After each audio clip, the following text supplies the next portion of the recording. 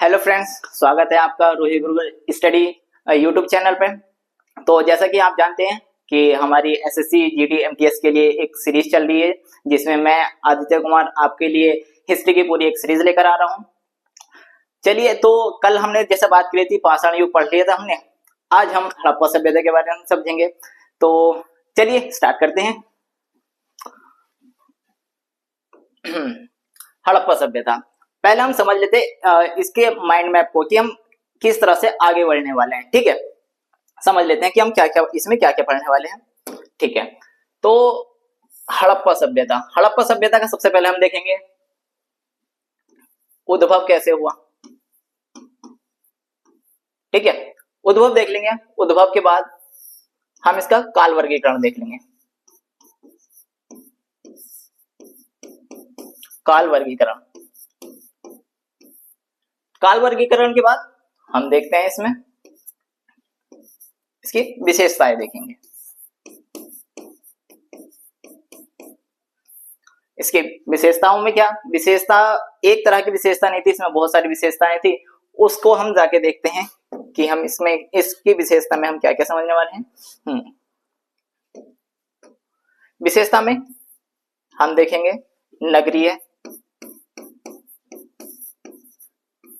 नगरीय विशेषता। नगरीय विशेषता के साथ हम देखेंगे कृषि व व्यापार, कृषि व व्यापार। ठीक है, कृषि व व्यापार के साथ हम इसमें देखेंगे कुछ धार्मिक विशेषताएं। धार्मिक विशेषताएं,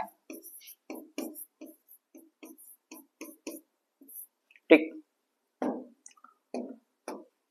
विशेषता के अंदर हम नगरीय विशेषता, कृषि विशेषता व धार्मिक विशेषता देखेंगे। फिर उसके बाद हम हड़प्पा सभ्यता का क्षेत्र विस्तार पढ़ेंगे। ठीक है, क्षेत्र विस्तार कौन से, भारत में इसका कितना क्षेत्र था, पाकिस्तान वाले क्षेत्र में इसका कितना है पार्टिसिपेशन, और अफगानिस्तान में कितना है वो देख लेंगे। ठीक है, तो हम देखेंगे इसमें क्षेत्र विस्तार व प्राप्त साक्ष्य, प्राप्त साक्ष्य कि कौन से क्षेत्र से क्या क्या मिला हुआ है, हमें क्या क्या प्राप्त हो चुका है, हम उसको देखेंगे, उसको समझ लेंगे। नेक्स्ट, जब हमारी ये चार चीजें हो जाएंगे तब हम देखेंगे इसके पतन के कारण। ठीक है, पतन के कारण। तो सीधा सा हमारा रोड मैप है। सबसे पहले हम उद्भव को पढ़ेंगे, काल वर्गीकरण, विशेषताएं, क्षेत्र विस्तार व पतन के कारण। ये वीडियो हमारी दो पार्ट्स में आएंगी, जिसमें सबसे पहले जो आज का पार्ट है उसमें हम उद्भव, काल वर्गीकरण और विशेषताओं को समझ लेंगे। जो कल की वीडियो होगी उसमें हम क्षेत्र विस्तार व पतन के कारण को इसमें पढ़ेंगे। ठीक है, चलते हैं आगे। उद्भव, अब ये जो हमारी सभ्यता है हड़प्पा सभ्यता, ऐसा तो नहीं है एक ही दिन में आ गई हो, कुछ महीनों में आ गई हो, कुछ सालों में लगे हो, नहीं। इसके जो आने के कारण है वो थोड़े से समय में नहीं है। ये बहुत पुरानी से जो ग्रामीण सभ्यताएं थी उनको धीरे धीरे जैसे उनका डेवलप होता गया, ये उन्हीं के और बेहतर परिष्कृत तरीके से, परिष्कृत होने से आगे आके बनी गई है। ठीक है, जैसे हम देखते हैं कि हड़प्पा सभ्यता का उद्भव नवपाषाणकालीन, हमने देखा था कल, समझा था कि जो मानव अब स्थायी हो चुका है, रहने के लिए वो घर बना रहा है, धीरे धीरे वो घर बना रहा है, साथ में वो क्या कर रहा है, अपने परिवार का विस्तार कर रहा है। ठीक है, साथ में ताम्रपाषाणकालीन जो ग्रामीण क्षेत्र है उनके विस्तार से क्या हुआ है, हमारी इस सभ्यता का उद्भव हुआ है। ठीक है, तो आप समझ गए होंगे कि हमारी जो हड़प्पा सभ्यता है वो एक दिन में नहीं आ गई, उसको लगते लगते बहुत साल लगे हैं। ठीक है, काल वर्गीकरण देख लेते हैं। काल वर्गीकरण, अब काल वर्गीकरण ये इतने पुराने समय की बात हो गई कि इसमें जो इतिहासकार हैं वो एक मत तो है नहीं, लेकिन जो सबसे ज्यादा आजकल ट्रेंड में है, कौन कौन से काल को ज्यादा प्रेफरेंस दिया गया है, हम उसको समझ लेते हैं। सबसे पहले देखते हैं कार्बन 14 जो पद्धति है। ठीक है, जिससे हमें पता चलता है कि ये जो काल है हमारा लगभग 2350 ईसा पूर्व से लेकर के 1750 ईसा पूर्व तक ठीक है, तब इसके बीच में माना जाता है। ठीक है, इस समय में ये अपने चरम काल पे था, मतलब इससे पहले भी थोड़ी सी कुछ बस्तियां थी, उसके बाद भी थोड़ी सी बस्तियां बची हुई थी, लेकिन इतने काल के बीच में वो अपने चरम काल पे था। एनसीईआरटी क्या कहती है इस बारे में देखते हैं। तो एनसीईआरटी ने माना है कि ये लगभग 2500 से लेकर 1800 ईसा पूर्व तक इसका काल माना है। थोड़ा सा ही अंतर है, ज्यादा अंतर नहीं है, इसलिए दोनों को ही हमने यहाँ पे ले लिया है। ठीक है, नेक्स्ट हम बात करते हैं विशेषता में। ठीक है, तो विशेषता में क्या क्या है, सबसे पहले हम देखते हैं नगरीय विशेषता को। नगरीय विशेषता, हमारी हड़प्पा सभ्यता अपनी नगरीय विशेषता के कारण बहुत ज्यादा फेमस हुई है। ठीक है, नगर कैसे थे, हम नगरों को आज के परिप्रेक्ष्य में देख सकते हैं। जैसे आज हमारे नगर होते हैं, उसमें हम सबसे पहले तो सड़कों की बात करते हैं कि सड़कें कितनी बढ़िया होती हैं। हम घरों की बात करते हैं कि घर कितने अच्छे से बनाए गए हैं, कैसे बनाए गए हैं। पानी, जल निकासी जो नालियां होती हैं, उनकी व्यवस्था कितनी बढ़िया है, हम उसे देखते हैं। ठीक है, तो इन आधारों पर हम बात लेते हैं कि हमारा नगर अच्छा है या थोड़ा सा ग्रामीण क्षेत्र में वो बदला हुआ है। साथ में हम व्यापार भी देखते हैं कि कितना अच्छा व्यापार हो रहा है, धार्मिक व्यवस्था कैसी है, तो ये हम देखते हैं। ठीक है, नगरीय व्यवस्था हम इसमें समझेंगे। ठीक है,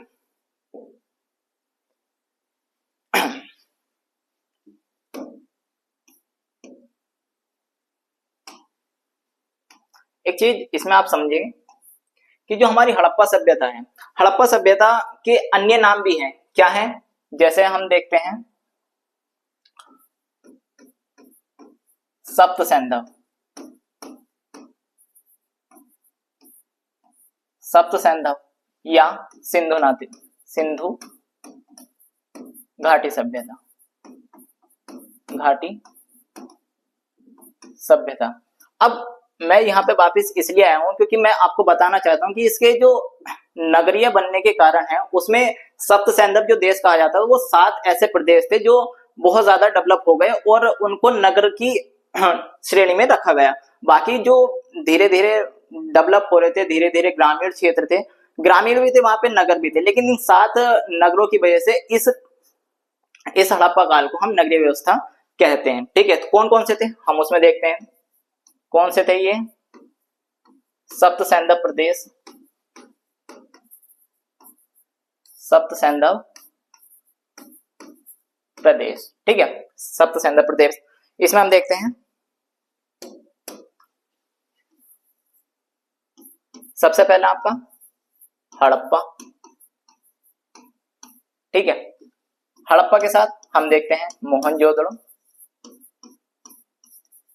मोहनजोदड़ो,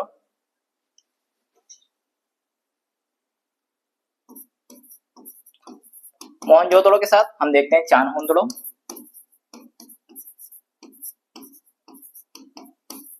चान्होंदड़ो के साथ ये पाकिस्तान वाले क्षेत्र में आते हैं। और ये अब देखते हैं हम जैसे लोथल, लोथल के साथ कालीबंगा, धौलावीरा,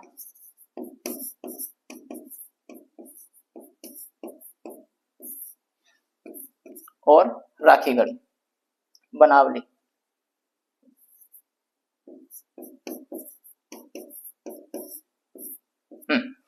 तो 1 2 3 4 5 6 7 ये हमारे 7 वे प्रदेश हैं जिनके जो अपने काल में बिल्कुल इस तरह से हो चुके थे जैसे आज के नगर हो जाते हैं। ठीक है, तो इतने ही ज्यादा ये विकसित हो चुके थे, जिसमें हम देखते हैं हड़प्पा, मोहनजोदड़ो, चान्होंदड़ो, लोथल, कालीबंगा, धोलावीरा और बनावली।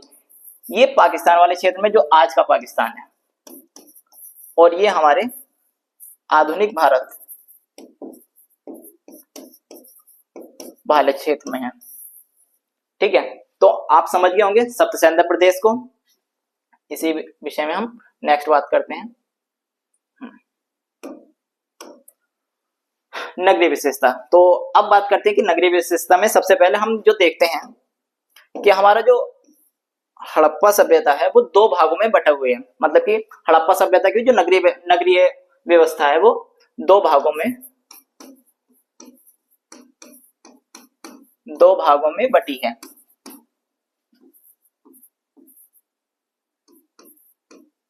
कौन कौन से थे? एक आपका पश्चिमी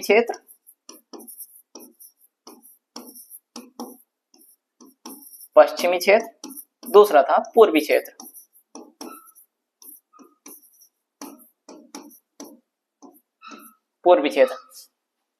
पश्चिमी क्षेत्र, पूर्वी क्षेत्र। अब पश्चिमी क्षेत्र में क्या था? कुछ विशेषता तो रही ही होंगी। तो पश्चिमी क्षेत्र ये था विशिष्ट लोगों का, जो वहां के विशिष्ट लोग थे वो रहते थे इधर। तो विशिष्ट लोगों का क्षेत्र, ये विशिष्ट लोगों का क्षेत्र था। तो इधर क्या रहते, कौन रहते थे? आम जनता, आम जनता का क्षेत्र, आम जनता का क्षेत्र। पश्चिमी क्षेत्र एक खास बात और थी इसकी कि ये दुर्गीकरण होता था। दुर्गीकरण मतलब कि वहां के जो रहने वाले लोग थे वो अपने आप को आक्रमण से बचाने के लिए या किसी भी तरह से के विद्रोह से बचाने के लिए अपने एरिया को क्या कर लेते थे? दुर्गीकृत कर लेते, चारों तरफ बाउंड्रीज बनवा लेते थे। ठीक है, तो आपका जो पश्चिमी क्षेत्र है इसके चारों ओर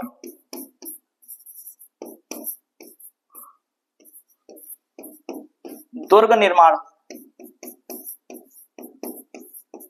दुर्ग का निर्माण मिलता है।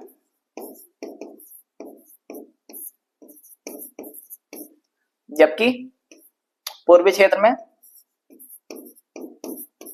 दुर्ग का निर्माण नहीं मिलता है। ठीक है, दुर्ग का निर्माण नहीं मिलता है। ठीक, साथ में ये तो हमने बात कर ली है इसके क्षेत्र की, मतलब कि वहां के जो नगर थे वो कैसे थे। अब बात करते हैं सड़कों की। सड़क, इसमें सड़क में क्या खास बात थी? तो वहां की जो सड़क थी वो एक दूसरे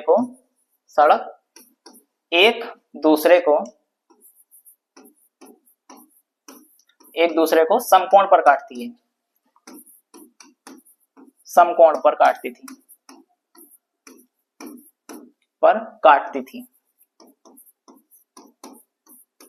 समकोण पर कैसे काटती थी? मतलब कि जैसे ये एक सड़क आ रही है, ये एक सड़क आ रही है, इस तरह से बिल्कुल सीधे सीधी ये काटती थी। तो बिल्कुल 90 डिग्री का एंगल बनता था। ठीक है, तो ये बिल्कुल इस तरह से काटती थी।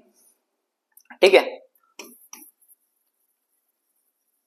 इस पद्धति को हम क्या बोलते हैं? इस पद्धति को नाम देते हैं हम ग्रिड पैटर्न,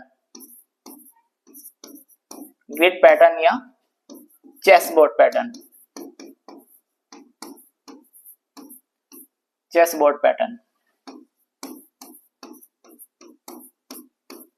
ठीक, एक दूसरे को समकोण पर काट रही हैं आपकी। साथ में जो वहां के घर हैं, प्रत्येक घर में एक कुआं लगा है, एक आंगन है। बात करते हैं हम प्रत्येक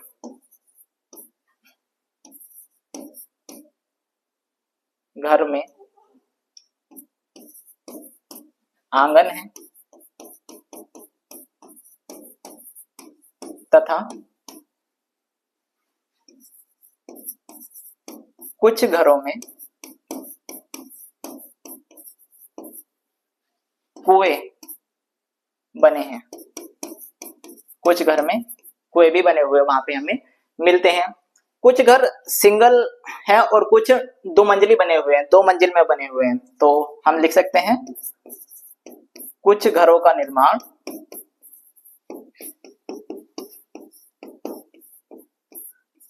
दो मंजिला है। जैसा हम आज देखते हैं बड़ी बड़ी बिल्डिंग है, तो यानी कि वहां पर भी ये विकसित हो चुकी है, ये कारीगरी हो चुकी है विकसित। ठीक है, इसमें इसके साथ हम देखते हैं घरों का निर्माण हो गया। जल निकासी व्यवस्था कैसी थी? तो जल निकासी व्यवस्था उत्तम थी, जल निकासी व्यवस्था मतलब कि जैसे हम अपने घरों में पानी को यूज कर लेते हैं तो फिर नालियों में वो पानी बहाया जाता है, तो वहां पे भी नालियां बहुत अच्छी तरीके से बनाई गई थी, उनको ढका गया था ताकि जो बीमारी फैलाने वाले कीट मच्छर पतंगे होते थे वो ना पनपे। ठीक है, तो जल निकासी व्यवस्था भी बेहतर थी, उत्तम थी। चलिए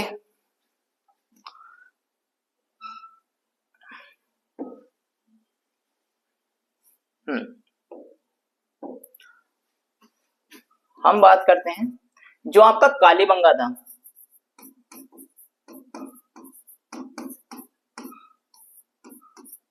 कालीबंगा तीन ओर से, कालीबंगा तीन ओर से या तीन ओर से नहीं, तीन भाग में बटा था। तीन भाग में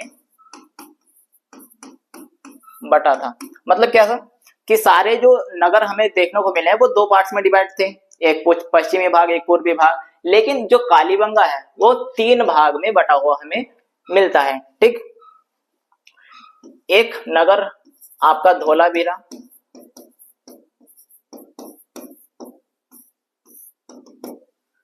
धोलावीरा में क्या है, जो दोनों भाग हैं,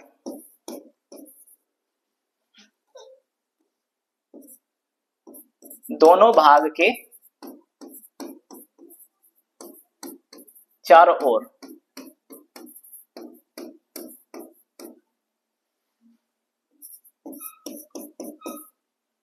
दुर्गीकरण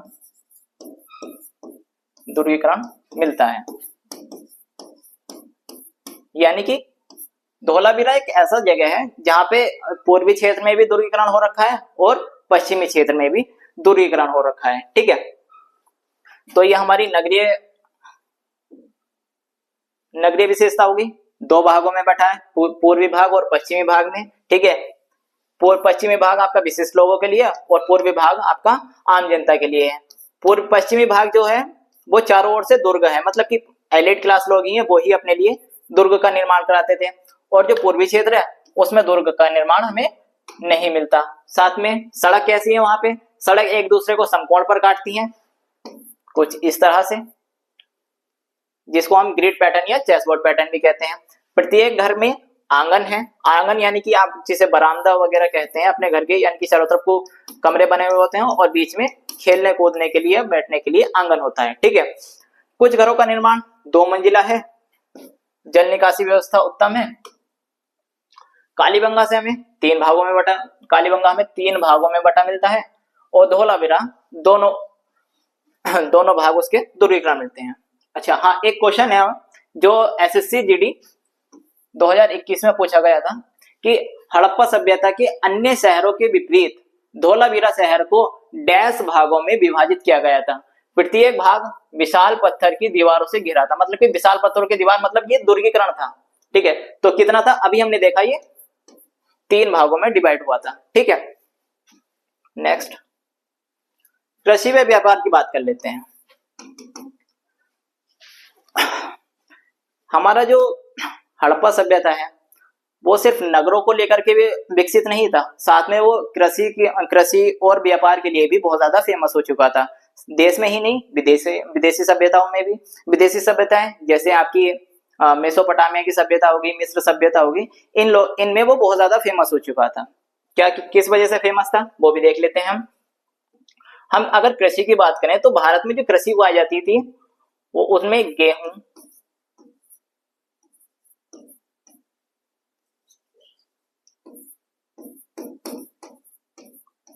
गेहूं,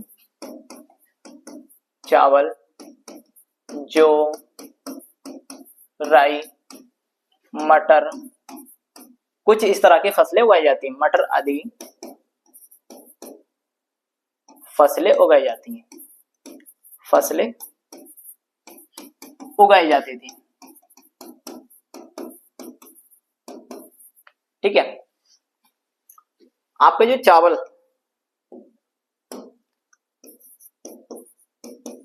चावल के साक्ष्य हमें लोथल से मिलते हैं, लोथल व रंगपुर। ठीक है, लोथल व रंगपुर से हमें चावल के साक्ष्य मिलते हैं। चावल में भी चावल की भूसी मिलती है, चावल की भूसी। ठीक है, तो ये क्वेश्चन भी पूछा गया है कि चावल की भूसी कहां से मिली है हमें, तो लोथल व रंगपुर से मिली है। ठीक है, ठीक।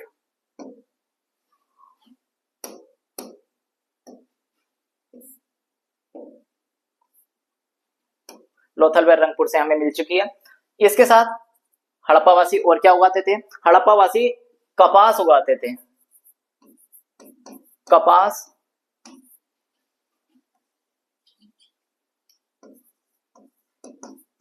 हड़प्पावासी कपास की खेती करते थे, कपास की खेती करते थे। इनका एक कपास जो था वो विदेशी सभ्यताओं में बहुत ज्यादा फेमस था, तो मांग अधिक थी विदेशी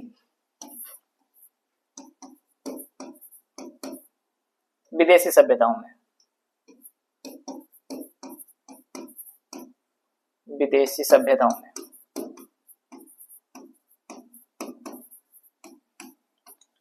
ठीक है, तो कपास उगाते थे, कपास की खेती होती थी। खेती के साक्ष्य हम इस तरह से भी पता कर सकते हैं कि बनावली से मिट्टी का हल मिला है, मिट्टी का हल मिला है। ठीक है, बनावली से हमें मिट्टी का हल मिला है। हम पशुपालन की अगर बात करें,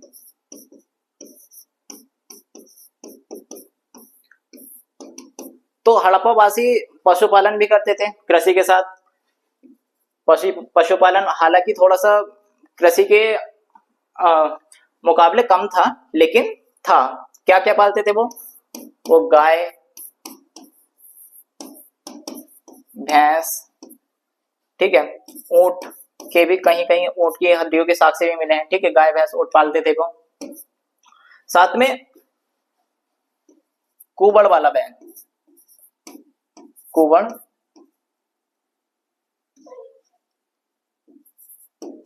वाला बैल, कुबड़ वाला बैल भी पाला जाता था और वो इसकी पूजा करते थे, पूजा करते थे। ठीक, कुबड़ वाले बैल की वो पूजा करते थे। व्यापार, व्यापार हम जैसे देखते हैं मिस्र व मेसोपोटामिया,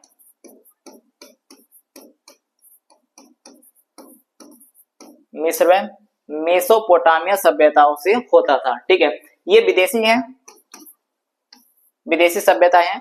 विदेशी सभ्यताओं के साथ साथ वो देशी सभ्यताओं से भी, या देशी जो आपस पास पास के नगर थे उनसे करते थे। ठीक है, जो व्यापार होता था वो वस्तु विनिमय प्रणाली से होता था, वस्तु विनिमय प्रणाली द्वारा।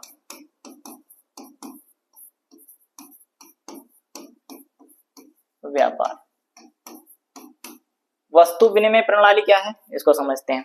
मतलब कि उस टाइम हमें मोहरे तो देखने को मिली हैं, लेकिन मोहरा को ऐसा यूज नहीं मिला कि आप किसी को मोहर देते हैं और उससे सामान खरीद लेते हैं, ऐसा नहीं था। उस टाइम क्या था कि आप मुझे कुछ वस्तु दीजिए और उस वस्तु के बदले मैं आपको दूसरी वस्तु दे देता हूं। तो यही होती है हमारी वस्तु विनिमय प्रणाली, यानी कि एक हाथ से एक वस्तु देना और दूसरे हाथ से दूसरी वस्तु ले लेना। तो वस्तु विनिमय प्रणाली हो गई है। तोल कैसी होती थी, यानी कि माप तोल का साधन।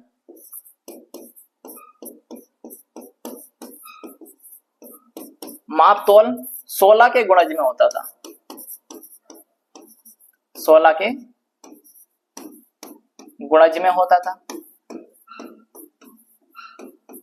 16 के गुणज मतलब कि 16, 16, 32, फिर 64, मतलब कि इस तरह से उनका चलता था माप तौर। 16, 32, 64 इस तरह से उनका वो चलता था। ठीक, व्यापार हो गया हमारा। व्यापार के तरीके क्या थे? व्यापार वो करते थे समुद्री मार्ग से, स्थल मार्ग से भी होता था, समुद्री मार्ग से भी होता था, लेकिन समुद्री मार्ग वाला ज्यादा फेमस होता था क्योंकि आसान होता था, बहुत ज्यादा लंबा नहीं चलना पड़ता था। नाव बनाई या फिर थोड़े से बड़े जहाज बना दिए और लेके चले गए। हमें लोथल से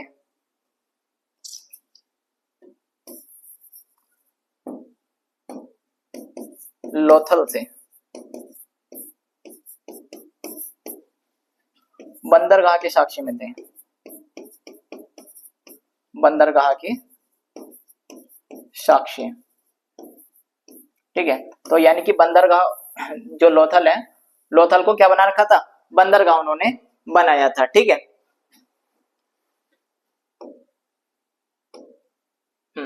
बात करते हैं धार्मिक विशेषता की।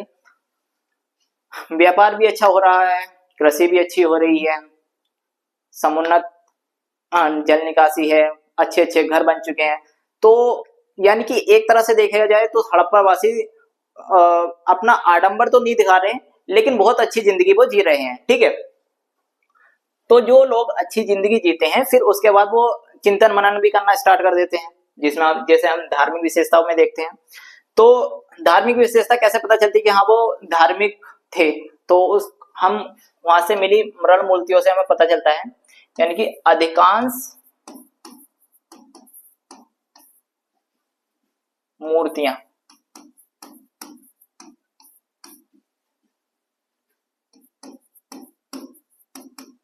मिलने से पता चलता है कि वे धार्मिक थे, कि वे क्या थे? धार्मिक थे। लेकिन ये जो धार्मिक थे, लेकिन ये पूजा किसकी करते थे? तो अधिकांश हम देखते हैं कि ये जो अधिकांश मूर्तियां मिली हैं ये मिली हैं मातृ देवी की। ठीक है, तो अधिकांश मूर्तियां मातृ देवी की मिली हैं। तो ये मातृ देवी की पूजा करते थे। और मातृ देवी की मूर्ति मिलने से हमें ये भी पता चलता है कि ये समाज क्या था? समाज मातृ सत्तात्मक था।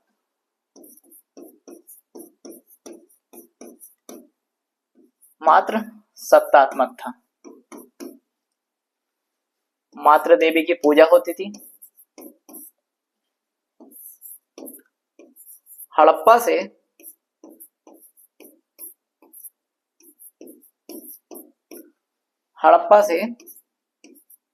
एक मोहर पर एक स्त्री के गर्भ से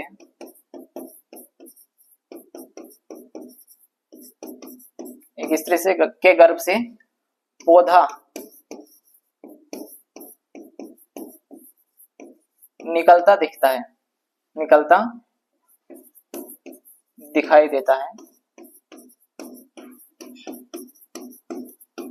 ठीक है, तो हड़प्पा से एक मोहर मिली है जिसपे एक पौधा जो है वो एक स्त्री के गर्भ से निकला है, जिससे हमें पता चलता है कि ये किसकी मूर्ति हो सकती है? ये मातृ देवी की मूर्ति हो सकती है। मातृ देवी की है, लेकिन कौन सी मातृ देवी? ये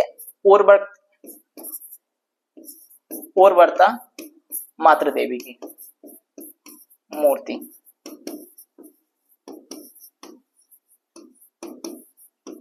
उर्वरता मातृ देवी की मूर्ति थी।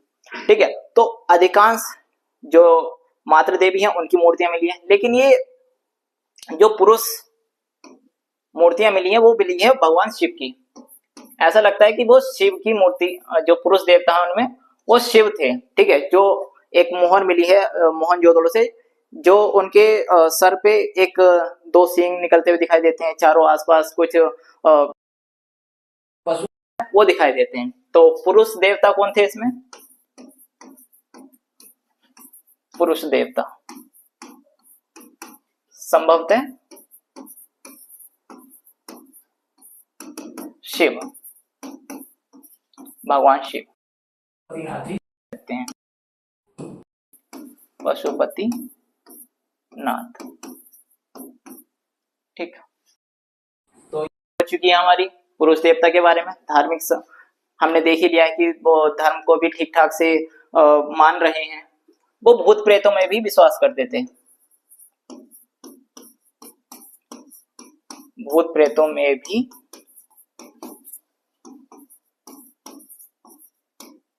विश्वास रखते थे।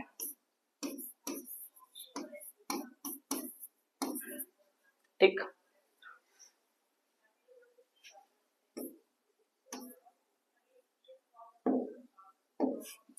भूत प्रेतों में विश्वास रखते थे।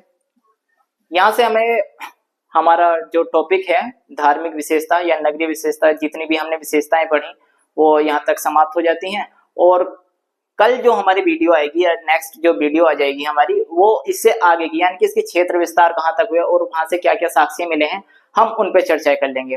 वीडियो थोड़ी सी छोटी ही रखने की कोशिश की जाएगी, जिससे आप भी ज्यादा बोर ना हो और हमारा भी कंटिन्यू चलता रहे। ठीक है, तो मिलते हैं नेक्स्ट वीडियो में, तब तक के लिए जय हिंद।